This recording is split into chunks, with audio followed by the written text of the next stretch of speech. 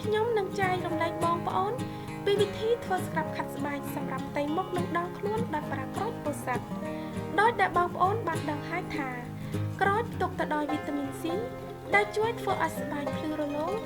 និងធ្វើឲ្យស្បែកសភ្លាមៗដូច្នេះថ្ងៃនេះខ្ញុំនឹងចែករំលែកបងប្អូននៅវិធីធ្វើស្ក្រាប់ងាយៗពីរយ៉ាងដើម្បីធ្វើឲ្យស្បែកសភ្លឺថ្លារូបមន្តនេះប្រើបានទាំងបុរសនិងនារីតោះទៅមើលពីរបៀបធ្វើទាំងអស់គ្នាដំបូងបងប្អូនត្រូវឈូសយកសម្បកក្រូចមានលក្ខណៈសម្បត្តិសម្អាតដល់ល្អឥតខ្ចោះដែលធ្វើឲ្យពណ៌សម្បុរនៃស្បែកមានសភាពភ្លឺថ្លានិងម៉ត់រលោង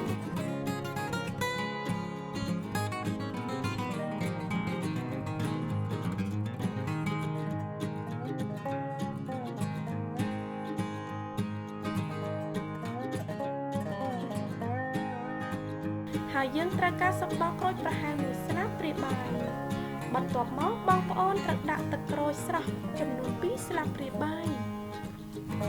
វីតាមីន E ដែលមាននៅក្នុងផ្លែក្រូចការពារស្បែករបស់យើងពីការបំផ្លាញកាំរស្មី UV ខណៈពេលដែលអាស៊ីតនៃក្រូចឆ្មាដើរតួនាទីយ៉ាងសំខាន់ក្នុងការខាត់ស្បែកពីធម្មជាតិ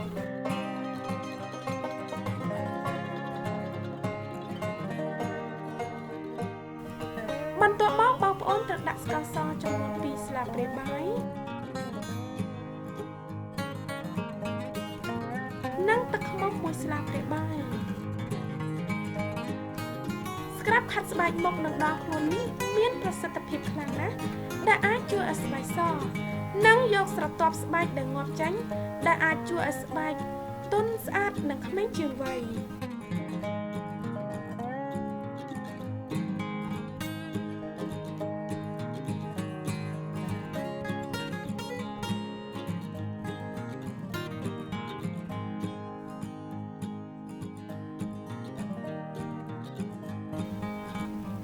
ស្ក្រាប់ខាត់ស្បែករបស់យើងគឺបានរួចរាល់ហើយ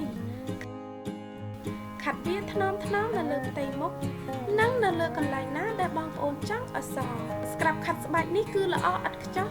ក្នុងការបំបត្តិនៅភាពមិនស្អាតទាំងអស់ដែលបន្សល់ទុកនៅស្បែកដែលភ្លឺថ្លាមានសុខភាពល្អ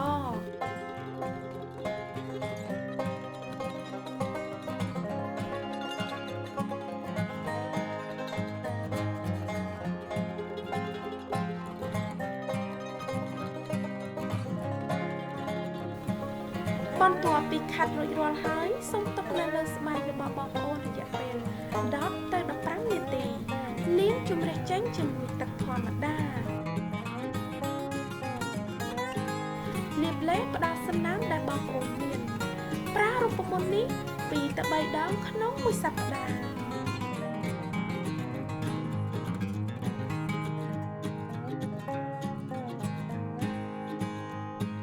សម្រាប់រូបមន្តខាត់ស្បែកដ៏មានប្រសិទ្ធភាពផ្សេងទៀតដែលជួយធ្វើឲ្យស្បែករបស់បងប្អូនមានភាពម៉ត់រលោងនិងភ្លឺថ្លាជាងមុន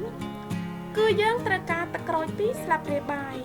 ក្រូចសម្បូរទៅដោយ AHA ច្រើនជួយឲ្យស្បែកសភ្លឺថ្លា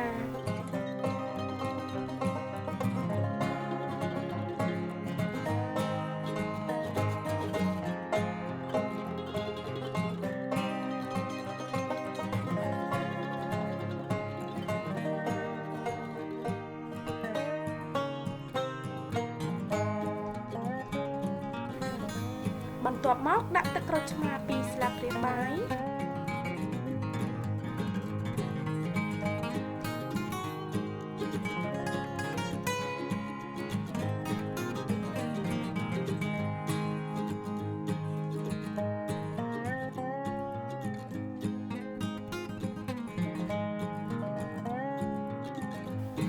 និងស្ករស3ស្លាបព្រាបាយ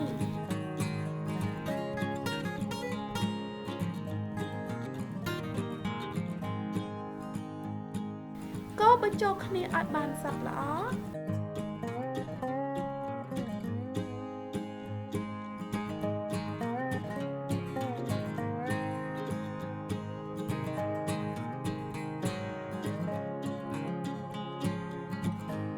បន្ទាប់មកយកស្ក្រាប់នេះមកខាត់នៅលើផ្ទៃមុខ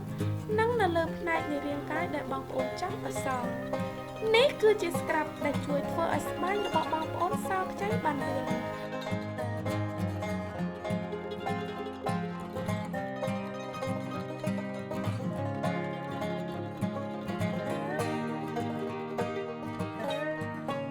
បន្ទាប់ពីខាត់រួចរាល់ហើយសូមទុកនៅលើស្បែករយៈពេល5ទៅ10នាទីលាងជម្រះចេញជាមួយទឹកធម្មតាលាបឡេផ្ដាស់សំណាងដែលបងប្អូនមានប្រើស្ក្រាប់ខាត់ស្បែកនេះ2ទៅ3ដងក្នុងមួយសប្តាហ៍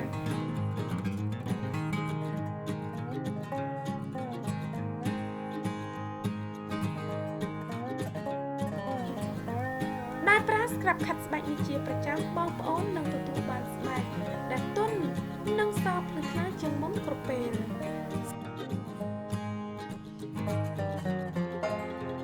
សូមឲ្យវីដេអូនេះមានអត្ថប្រយោជន៍សម្រាប់បងប្អូនសូមចុចលើផ្ទាំងវីដេអូខាងលើដើម្បី